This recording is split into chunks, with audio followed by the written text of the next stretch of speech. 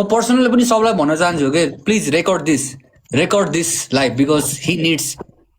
उसको यो ट्यालेन्टलाई चाहिँ प्रेज गर्नुपर्छ रेकर्ड दिस लाइभ एकदम दामी आगे दिउँसो सुनेको त्यो बवाल लागेको थियो ओके ल मैले म्युट गरेँ ल आफूलाई टेक योर टाइम हैन मैले कसैलाई त्यो नराम्रो भन्न खोजे हैन मैले खास आफ्नो फिल लेखे है यसको शीर्षक म मान्छे खोज्दैछु दा यसमा मैले बिबिचमा तपाईलाई मिसाएको छु है नरिसाउनु होला आऊ यार आऊ न एकैछिन आज रिस र राग सरी म मान्छे खोज्दैछु अब आज एकछिन यो रिस र राग सबै त्यागेर मान्छे बनाऊ न हामी मैले जस्तै तिमीले पनि त सुन्यौ होला नि त्यो गीत सयौं थुङ्गा फुलका हामी एउटै माला नेपाली तर थाहा छ तिमीलाई आज त्यो माला चुडिएको हो नै चुडिएको पनि भन्दिनँ म त्यो माला चुडाउन कोसिस गरे जस्तै लाग्छ तिमीलाई त्यो फुल पनि बेग्लै अनि त्यो माला पनि एक्लै लागेको छैन र साथी मलाई त लाग्छ यार किन थाहा छ भगवान बुद्ध जन्मिएको देशमा शान्तिको खोजी भइरहेको छ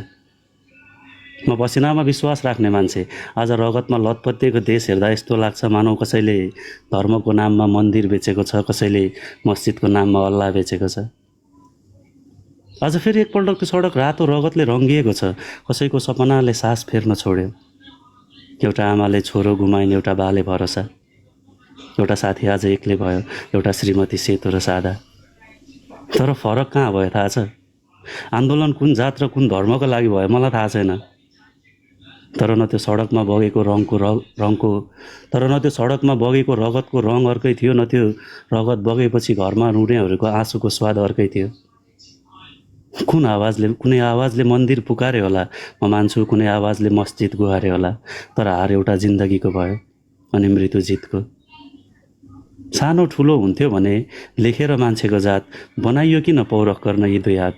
अचम्म लाग्छ यार सोच्दा पनि हेर न कुकुरलाई अङ्गालो हालेर घरभित्र भित्राइएको छ अनि मान्छेलाई जात छुट्याएर बाहिर राखिन्छ यहाँ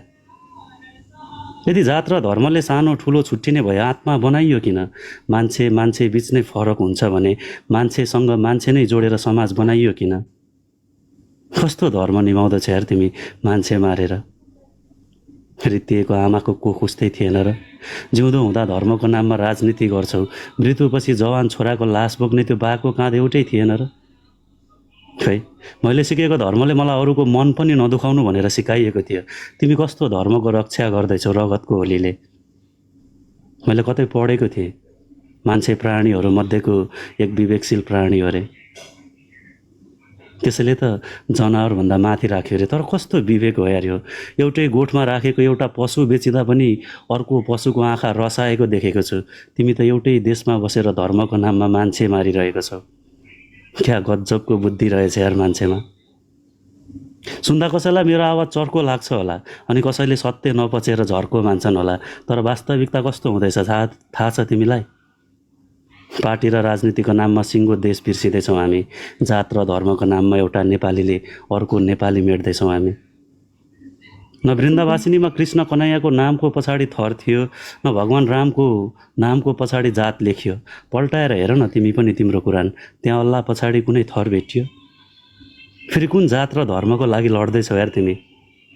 धर्म एउटा आस्था हो साथी भगवान आत्मा भए जस्तो मन्दिर र मस्जिद दुवै विश्वास र हौसला जगाउने घर हुन् धरती र आकाश सँगै नभएर पनि साथमा भएको जस्तो मलाई साँच्चै अचम्म लाग्छ यार दाइ सृष्टि गर्ने सृष्टिकर्ताको धर्मले केवल सत्य सिकाएको थियो त्यसैले त उसले बुद्धिजीवी मान्छे बनाएको थियो अनि हेर न दाइ मान्छेले कतै हिन्दूको नाममा एउटा आमाको काख रित्यायो मुस्लिमको नाममा कतै दिदीको सिउँदो सादा बनायो यही हो र दाइ मान्छेको धर्म दानव र मानवको भिडले भरिएको भिडमा मैले तिमी भित्रको मानव देखेको छु दाइ त्यसैले तिमीलाई एउटा कुरा सोधौँ यदि तिमी र मेरो मृत्यु भयो भने हामीलाई जलाउने आगोले धर्म सोध्छ कि नै दाइ मन्दिरमा मुस्लिम र मस्जिदमा हिन्दू जाँदा भगवानले धर्म खोज्छ कि नै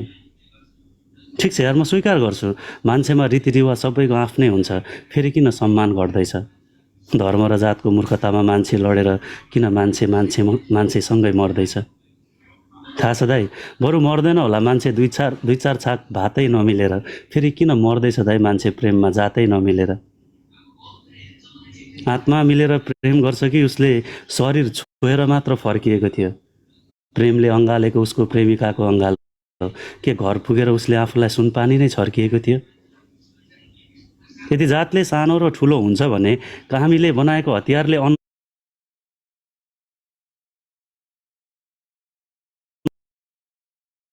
अन्नबाली भन्दै गौरव किन गरिन्छ? नाइ दाइ, म स्वीकार गर्दिनँ। म सम्मान गर्छु आफ्नो